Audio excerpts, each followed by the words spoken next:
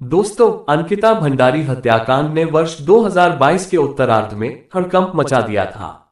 18 सितंबर 2022 की उस घटना को याद कर आज भी लोगों की आंखें गीली हो जाती हैं। एक बेटी जो अपने सपनों को पूरा करने के लिए घर से निकलती है, एक रिजॉर्ट में रिसेप्शनिस्ट का काम शुरू करती है।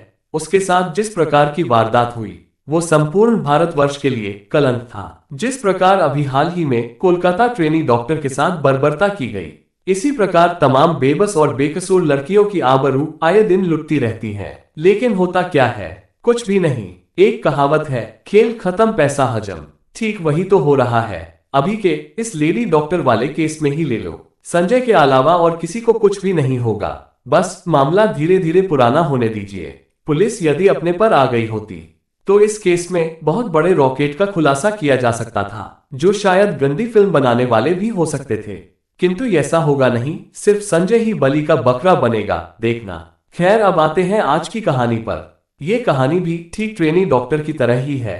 अंतर सिर्फ इतना है कि डॉक्टर हॉस्पिटल में थी और वो लड़की एक रिजॉर्ट में काम करती थी। यहाँ एक नामी मेडिकल कॉलेज था, तो वहां वो रिजॉर्ट बीजेपी के पूर्व राज्य मंत्री रह चुके विनोद आर्य का बेटा पुलकित आर्य था। लेकिन काम सेम हो रहे थे, यहाँ भी और वहां भी। उस केस में भी अभी तक सजा नहीं हो पाई है। आइए जानते हैं सिलसिलेवार पूरी वारदात को। उत्तराखंड के वनंतरा रिजॉर्ट में काम करने वाली रिसेप्शनिस्ट अंकिता भंडारी 18 सितंबर 2022 को अचानक रहस्यमय तरीके से रिजॉर्ट से गायब हो गई। अंकिता भंडारी उत्तराखंड के पौड़ी गढ़वाल जिले के एक छोटे से गांव श्रीकोट की रहने वाली थी। अंकिता के गांव श्रीकोट तक जाने वाले रास्ते बहुत दुर्गम और खड़ी चढ़ाई वाले हैं। वहां पर जीवन बहुत ही कठिन है।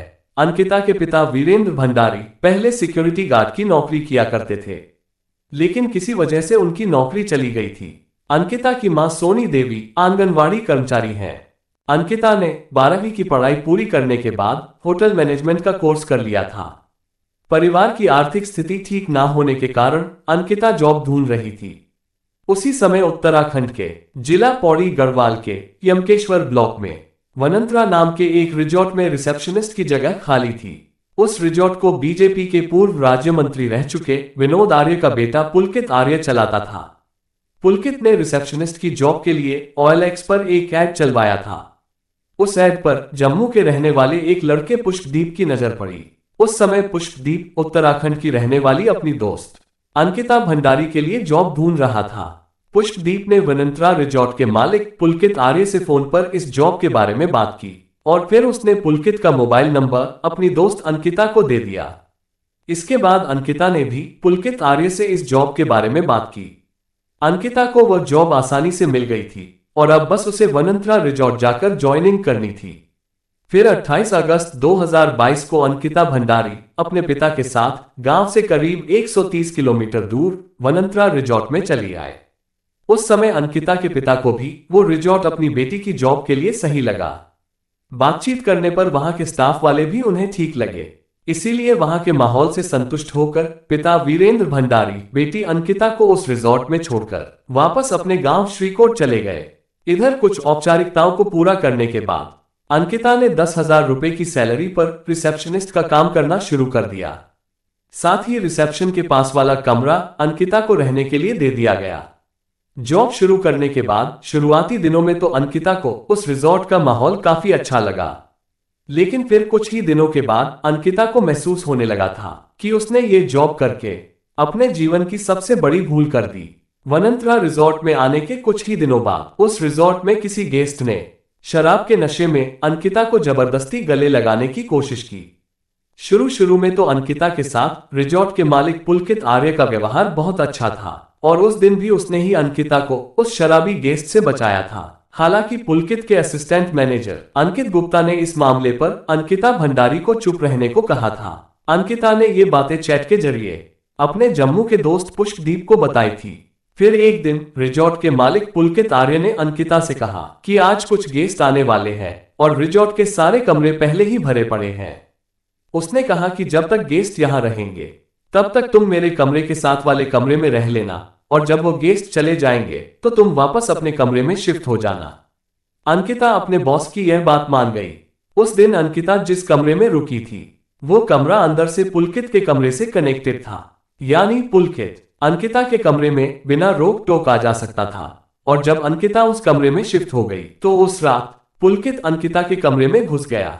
उसने अंकिता के कमरे में बैठकर शराब पी। इसके बाद वह अंकिता को जबरदस्ती किस करने की कोशिश करने लगा। पुलकित की इस घिनौनी हरकत से अंकिता डर गई। उसने पुलकित का विरोध किया और उसे खूब खरी खोटी सुनाए। अंकिता का गुस्सा और ऐसा रवैया देखकर पुलकित ने तुरंत अपना रंग बदल लिया और वो अंकिता से माफी मांगने लगा। इतना ही नहीं, पुलकित ने कई बार अंकिता को ड्राइविंग सिखाने के बहाने उसके करीब आने की कोशिश की, लेकिन अंकिता ने हर बार उसके मंसूबों पर पानी फेर दिया। धीरे धीरे रिजॉर्ट में अंकिता का जीना मुश्किल होने लगा। एक रिपोर्ट्स के मुताबिक अंकिता का दोस्त पुष्पदीप 14 और 15 सितंबर को वनंतरा रिजॉर्ट में रुका भी था। फिर 16 सितंबर को वो वापस जम्मू लौट गया था। इसके बाद 17 सितंबर की रात को अंकिता और पुष्पदीप की व्हाट्सएप के जरिए बात हुई। उसने पुष्पदीप को बताया कि रिजॉर्ट में खुद को बहुत अनसेफ महसूस कर रही है। उसने व्हाट्सएप में बताया कि असिस्टेंट मैनेजर अंकित गुप्ता उसके पास आया और कहने लगा कि उसे कुछ बात करनी है, जिसके बाद अंकिता उसके साथ थोड़ा साइड में चली गई। इसके बाद अंकित गुप्ता ने अंकिता भंडारी से कहा कि सोमवार को यानी 19 सितंबर को एक वीआईपी गेस्ट आने वाले हैं, उन्हें एक्स्ट्रा सर्विस देनी है और इस एक्स्ट्रा सर्विस के लिए गेस्ट 10,000 रुपए देने को तैयार है। इस पर अंकिता भंडारी ने कहा कि इसमें मैं क्या कर सकती हूँ। अंकित गुप्ता ने उससे कहा कि तुम बोल रही थी ना, तुम स्पा वगैरह भी करोगी। अंकित गुप्ता की इस बात पर अंकिता गुस्से से फट पड़ी। वो अंकित गुप्ता पर भड़क गई। अंकिता भंडारी का ये रूप देखकर अंकित गुप्ता ने कहा कि यह गवार वाली हरकतें मत करो, गेस्ट देख रहे हैं। अंकिता ने कहा कि मैंने तो बस ये बोला था कि रिजॉर्ट में स्पा वगैरह भी होते हैं, लेकिन इसमें मेरी बात कहां से आ गई, यानी इसमें मेरे स्पा देने और एक्स्ट्रा सर्विस देने वाली बात कहां से आ गई। उसने अंकित गुप्ता से कहा कि मैं गरीब जरूर हूं, लेकिन तुम्हारे रिजॉर्ट के लिए मैं खुद को 10,000 रुपए में नहीं बेचूंगी। अंकिता भंडारी का जवाब सुनकर अंकित ने अपनी बात बदलते हुए कहा कि वो उससे ऐसा करने के लिए नहीं कह रहा है, बल्कि वह तो उससे किसी और लड़की के लिए पूछ रहा था जो इस काम को करने के लिए तैयार हो। इसके बाद अंकिता भंडारी ने अपने दोस्त पुष्पदीप को बताया कि वो जानती है अंकित का ये ऑफर केवल उसी के लिए था और अंकित ने जानबूझकर उसे 10,000 के बारे में सुनाया था, ताकि 10,000 का अमाउंट सुनकर मैं एक्स्ट्रा सर्विस देने के लिए तैयार हो जाऊंगी। अंकिता ने अपने दोस्त से कहा कि अगर उन्होंने दोबारा मुझे ऐसा करने के लिए कहा तो मैं यहाँ काम नहीं करूंगी। उसने वनंतरा रिजॉर्ट के बारे में बोलते हुए कहा कि यह कितना गंदा होटल है और आप भी समझ सकते हैं कि यहाँ एक्स्ट्रा सर्विस देने से उन लोगों का क्या मतलब रहा होगा। एक 19 साल की बच्ची जो अपने ऊपर अपने परिवार की इतनी बड़ी जिम्मेदारी लेकर चल रही हो, उसे मजबूर समझकर उससे किस तरह का काम करने का दबाव बनाया जा रहा था, यह अपने आप में बहुत शर्म की बात थी। इसके बाद 18 तारीख को शाम करीब 4 बजे के आसपास किसी बात को लेकर रिजॉर्ट के मालिक पुलकित से अंकिता की लड़ाई हो गई। उस दिन रिजॉर्ट के कई कर्मचारियों ने भी अंकिता को रोते हुए देखा था और फोन पर मदद की गुहार लगाते हुए भी सुना था। वनंतरा रिजॉर्ट के एक कर्मचारी का कहना था कि जब अंकिता मैम रो रही थी तब अंकित गुप्ता उनके सामने हाथ उठाकर डांस कर रहा था, यानी वो उसका मजाक उड़ा रहा था। 18 सितंबर 2022 को शाम 6 बजे अंकिता के दोस्त पुष्पदीप ने जब उसे फोन किया तो अंकिता फोन पर रोने लगी।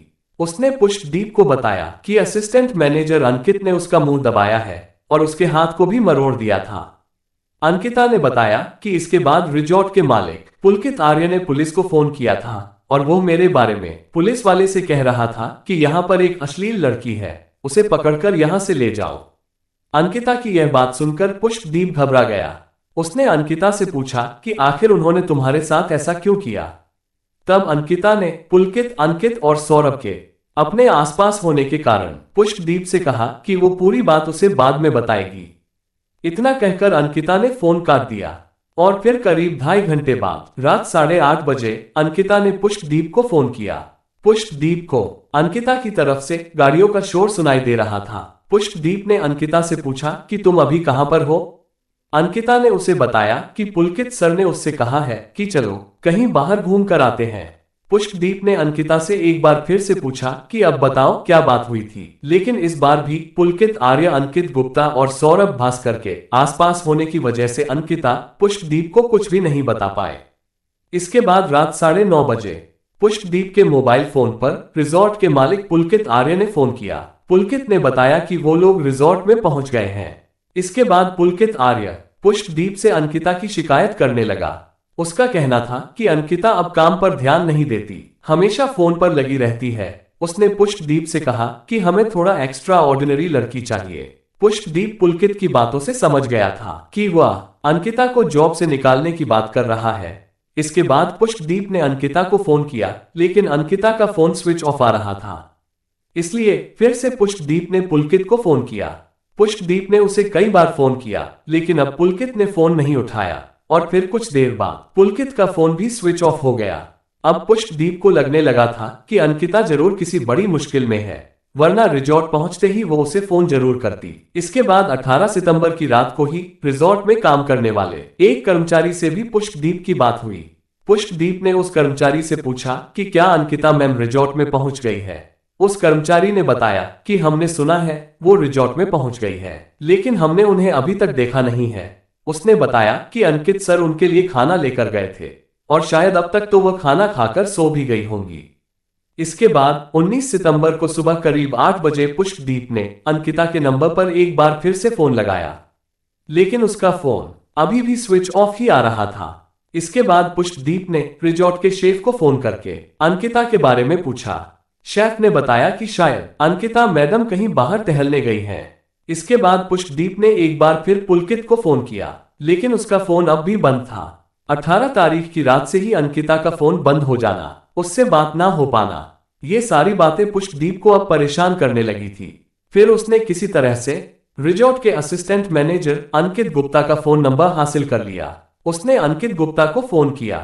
फोन रिजॉर्ट के मालिक पुलकित आर्य ने उठाया था और फिर पुलकित आर्य ने पुष्पदीप से क्या बात की थी, हम वो ऑडियो क्लिप भी आपको सुना रहे हैं। मेरा फोन, उसका फोन स्विच ऑफ हो गया था, बैटरी डाउन हो गई थी उसकी, उसे तुमसे बात करनी थी। जब मैंने आपको फोन किया था ना 9 बजे। हाँ, जब मैंने आपको लास्ट टाइम पे फोन किया था हाँ जी, हाँ तो जी। उस टाइम पे वो मेरे साथ ही थी हम्म। और उसने मेरे से मेरा फोन लिया और उसके बाद फिर मैंने उसे कहा कि फोन दे दे। उसने कहा कि मैं आपको मॉर्निंग में दे दूंगी फोन। और आपने दे दिया? भाई मेरे फोन में मुझे रात में क्या करना था फोन का? अच्छा जी, ठीक है, चलो कोई बात नहीं। रात में मुझे फोन का क्या करना था? मेरा फोन तो उसी के पास था। रात को? हाँ। तो मेरे को तो फोन तो नहीं किया उन्होंने। क्या? मेरे को फोन नहीं किया फिर भी। अच्छा। उल्टा मैंने 3 बार किया, उन्होंने उठाया नहीं। फिर ऐसा कैसे हो सकता है बताइए? भाई देखो, अगर तुम्हारी क्या अगर बात? अगर अगर आपका फोन उनके पास है और मैं 3 बार रात को कॉल कर रहा हूँ तो मेरे एटलीस्ट फोन एक पे बार भी तो किया उठाएंगे आपने? ना। हाँ, आपके फोन पे। तो मेरा फोन भी घंटी बजी हाँ जी। और मेरा फोन घंटी बजी और मेरा फोन भी नहीं उठाया? नहीं, मैं वही कह रहा हूँ। ये ऐसा रात तो की पॉसिबल? ये रात की बात है, कोई 10:30 कितने बजे? 10 10:30 बजे की बात है। 10:30 बजे तक तो हम लोग सो रहे थे हमारे रिसोर्ट में। अच्छा। 10:30 बजे तक तो हम वहां पे लगभग ये मान के चलो 9 बजे तक हम रिसोर्ट में थे। हम्म। उसको खाना सर्व किया, खाना खाया उसने खाना और हम खाया अपने था हाँ, खाना उसको सर्व किया था। रात को? हाँ, कब? हम अपने लगभग 9 बजे करीब। 9 बजे के करीब जब आप वापिस आए थे? हाँ। देखिए, जब आप बाहर थे ना, हाँ। तब मेरी लास्ट टाइम बात हुई थी। उसके बाद आके सिर्फ आपका फोन आया था मुझे। अच्छा। उसके बाद से उनका फोन बंद है और अभी तक बंद ही है। तो मैं वही तो कह रहा हूँ ना, मैं तो उसके बाद सीधा वहां आया रिसोर्ट में और तो मैंने रिसोर्ट अभी में अपना वहीं हाँ, रुका। सुबह सुबह निकला मैं रिसोर्ट से 6 बजे करीब। अभी आपको फोन मिला नहीं मिला अभी तक? ना, अभी नहीं मिला फोन मेरा। नहीं मिला? ना। तो आप अपने फोन को सर्च कीजिए ना।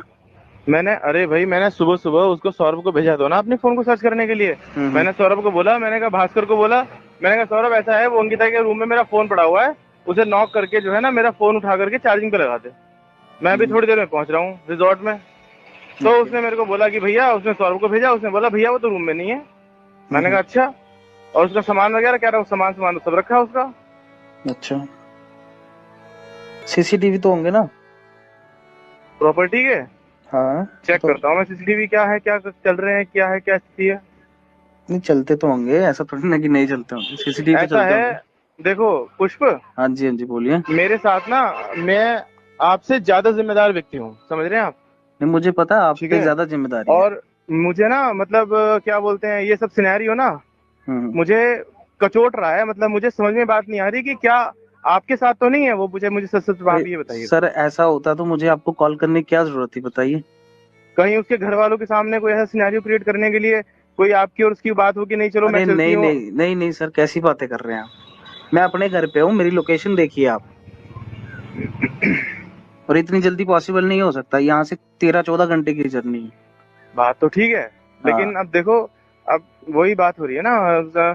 कल वैसे बात क्या हुई थी आपकी उससे? उसका कल मूड भी बहुत खराब हो रहा था। हाँ, उन्होंने मतलब बताया नहीं ना मेरे को, यही तो है। उन्होंने बोला कुछ क्या मैटर हुआ है ये वो। क्या मैटर हुआ है?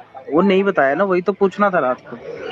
अच्छा। हाँ तो ऐसा था कि थोड़ी परेशान थी, हाँ लग रहा था कि थोड़ी परेशान। भाई देखो, सुनो मेरी बात। परेशान थी वो, ठीक है, शाम को 3-4 बजे से परेशान थी वो। हम्म हमें लगा कि यार चलो ठीक है। उसने अक्सर हमें ये बात बोली कि मेरे को ना बाहर घूमना मेरे को अच्छा लगता है। हम्म मैंने कहा चलो ठीक है, कोई बात नहीं है। मैं और अंकित जा ही रहे थे। सौरभ को बोला, मैंने कहा सौरभ इसको भी ले लेते हैं, ऋषिकेश तक चलेंगे। पूरे ऋषिकेश की एक एक मार्केट का सीसीटीवी है, सब सारे के सारे। हम कितने बजे कहाँ पर पहुंचे, कहाँ से आए। इवन क्या हुआ कि जब आपसे बात कर रही थी ना वो, हम्म। उस टाइम पे एम्स के सामने बैठ के उसने बात की आपसे। हाँ हाँ और मैं वही हम कर रहा हूँ। एम्स के सामने वाले गेट पे बैठ के उसने बात की आपसे, और हम वहीं पर खड़े होकर के बात करते रहे। हम वहीं पर खड़े होकर के वेट करते रहे उसका कि कब तुम्हारी बात खत्म हो और कब हम चले यहाँ से। ओके, तो आप बाहर कब उसके गए थे? कहा? बाहर कब गए थे आप? रिजॉर्ट से? 6 बजे? हाँ, रिजॉर्ट से लगभग 6 बजे तो नहीं गया था। हम लोग गए थे कोई ऐसे 6:30-7। अब एग्जैक्ट टाइम तो मेरे को ध्यान नहीं है। अच्छा अच्छा, तो 9 बजे वापस आ गए थे हैं? हाँ, 9 बजे तक आ गए थे वापस। अच्छा, रात तक तो रूम में थी ना? रात तक रूम में थी वो। अच्छा अच्छा। मैं कह रहा हूँ जैसे कुछ अपडेट मिलेगा हम आपको कांटेक्ट कर लेंगे। मतलब आपको कुछ तो पता होगा ना कि कब गए हैं कब नहीं गए हैं, कुछ तो पता भैया होगा ना? मैं यहाँ बैठा थोड़ी ना था देखने के लिए। नहीं, मेरे को एक बात बताओ, जब आप साहब रात को इकट्ठे गए थे तो उसके बाद वापस आई थी वो या नहीं आई थी? क्यों नहीं इतना आई तो थी? बताओ। जरूर आई थी, आई थी, आई थी? बिल्कुल आई थी। खाना खाना खाया था उन्होंने? हाँ मैंने खाना भी दिया था उन्हें। तो उन्होंने खाया था? अब ये तो मैं नहीं बता सकता। अच्छा अच्छा, तो मतलब फिर ये सुबह ही निकले, अगर निकले हैं तो? पता नहीं भैया, मेरे को कुछ भी, मेरा खुद दिमाग खराब हो रखा है। हम लोग सुबह से यही सोच रहे हैं, देखो, इधर भी दिमाग बोले उधर भी दिमाग बोले। वाली कोई बात नहीं है। देखो, अगर कोई भी बंदा स्टाफ का इन्वॉल्व हुआ ना बीच में, तो अच्छा नहीं होगा। ठीक है ना? मैं धमकी भैया नहीं दे रहा हूँ, मैं बस सिर्फ हम तो बता खुद रहा हूँ। चाहते हैं हमें पता लग जाए क्या बात है। नहीं, वो तो अच्छी बात है, आपको पता लग जाए, हम आपके भी साथ यही है तो चाहते आप हैं। बता दो, आपके साथ है तो आप बता दो बल्कि। अरे मेरे साथ होता मैंने फोन क्यों करना है यार? कैसी बातें कर रहे हो तुम भी यही बोल रहे हो, तुम्हारे साहब भी यही बोल रहे हैं। अब बस भैया वही बात है ना, अब हम भी क्या करें बताओ, हम तो ठीक है ना? खुद परेशान हो गए देखो हैं। भाई, पता क्या है, लास्ट टाइम बंदा तुम जो ऑडियो रिकॉर्डिंग अभी आपने सुनी वो अंकिता के दोस्त पुष्पदीप की पुलकित आर्य और अंकित गुप्ता से हुई बातचीत का थोड़ा सा हिस्सा था, जिसे पुष्पदीप ने रिकॉर्ड कर लिया था। पुष्पदीप ने रिजॉर्ट के मैनेजर सौरभ भास्कर से भी बात की थी। उन तीनों ने उसे एक जैसी ही कहानी सुनाई थी, लेकिन उस कहानी में कई कमियां थी। उन तीनों के हिसाब से वो लोग अंकिता भंडारी को लेकर शाम 6 से 6:30 बजे के आसपास रिजॉर्ट से ऋषिकेश के लिए निकले थे, और फिर रात 9 बजे तक वो लोग अंकिता के साथ रिजॉर्ट में वापस आ गए। फिर लगभग 9 बजे के आसपास ही अंकित गुप्ता ने अंकिता भंडारी के रूम में उसका खाना पहुंचाया था। लेकिन एक बात जो समझ में नहीं आती कि आखिर रिजॉर्ट वापस लौटने के बाद अंकिता ने पुलकित का फोन क्यों लिया था। रिजॉर्ट में बिजली होने के बावजूद भी अंकिता ने अपना फोन चार्ज क्यों नहीं किया और उसे ऑन क्यों नहीं किया। अगर उस समय पुलकित का फोन अंकिता के पास ही था जब पुष्पदीप बार बार पुलकित को फोन कर रहा था, तो अंकिता ने उसके फोन का जवाब क्यों नहीं दिया था। खैर, पुलकित के हिसाब से सभी लोग रात 10 से 10:30 बजे के आसपास सोने चले गए। अगली सुबह यानी 19 सितंबर को पुलकित ने अपना फोन लेने के लिए अंकित गुप्ता को अंकिता भंडारी के कमरे में भेजा, तो उस समय पहली बार पता चला कि अंकिता भंडारी गायब है। पुष्पदीप के लगातार सवालों से पुलकित और अंकित गुप्ता इतना चिढ़ गए कि उन्होंने अंकिता के गायब होने के पीछे पुष्पदीप का ही हाथ बता दिया। लेकिन 19 सितंबर को ही पुलकित ने पटवारी के पास जाकर अंकिता भंडारी के लापता होने की रिपोर्ट लिखवा दी। अब सवाल ये कि आखिर पटवारी को रिपोर्ट क्यों लिखवाए। क्योंकि रिपोर्ट लिखना तो पुलिस का काम है। दरअसल उत्तराखंड के दूर दराज के इलाकों में जहां पुलिस नहीं पहुंच पाती, वहां पर पटवारी और नायब तहसीलदार ही वहां के इलाकों को राजस्व कार्यों के साथ साथ देखते हैं, और ऐसी व्यवस्था उत्तराखंड में कम अपराध होने की वजह से थी। लेकिन अब हालात कुछ और हैं। खैर, पुष्पदीप को अंकिता भंडारी के घर का फोन नंबर नहीं पता था, इसलिए उसने बहुत खोजबीन के बाद फोन किया और उन्हें बताया कि उनकी बेटी रिजॉर्ट से लापता हो गई है। उधर पुलकित आर्य ने भी वीरेंद्र भंडारी को फोन करके अंकिता के लापता होने के बारे में बता दिया था। अंकिता के पिता वीरेंद्र भंडारी 19 सितंबर की शाम को वनंतरा रिजॉर्ट के लिए निकल गए और वो लोग रात तक ऋषिकेश पहुंच गए। 20 सितंबर को वो लोग चीला चौकी फिर लक्ष्मण झूला पुलिस थाने पहुंचे। वहां से उन्हें पटवारी वैभव का मोबाइल नंबर मिला। उन्होंने पटवारी को फोन करके बताया कि साहब, मुझे अपनी बेटी के लापता होने की रिपोर्ट लिखवाना है। लेकिन बाद में पता चला कि पटवारी वैभव और पुलकित आर्य के बीच बहुत गहरी दोस्ती है, इसीलिए पटवारी वैभव ने जानबूझकर 20 सितंबर को छुट्टी ले ली थी।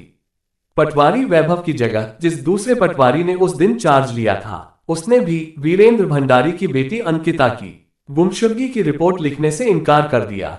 अपनी बेटी की गुमशुदगी की रिपोर्ट लिखवाने के लिए पिता वीरेंद्र भंडारी घंटों तक पटवारी और पुलिस स्टेशन के चक्कर लगाते रहे, जबकि पुलकित आर्य और उसके पिता को उसी पुलिस स्टेशन में इज्जत से बैठाकर चाय पिलाई जा रही थी। और फिर थक हार कर अंकिता के पिता डीएम के पास पहुंचे। आखिर में डीएम के हस्तक्षेप के बाद यह मामला पुलिस को सौंप दिया गया। इसके बाद 21 सितंबर को इस मामले में पहली बार पुलिस ने एफआईआर लिखी। उधर 21 सितंबर को अंकिता का दोस्त पुष्पदीप भी जम्मू से रिजॉर्ट पहुंच गया। उसने अंकिता के परिवार को अंकिता से हुई अपनी व्हाट्सएप चैट दिखाए। तीनों आरोपियों को गिरफ्तार कर लिया। पूछताछ के दौरान उन तीनों ने बताया कि घटना वाली रात आपसी विवाद के चलते अंकिता भंडारी को चीला नहर में धक्का दे दिया, जिस कारण उसकी डूबने से मौत हो गई। 24 सितंबर को उत्तराखंड पुलिस ने चीला नहर से अंकिता भंडारी का शव बरामद कर लिया था।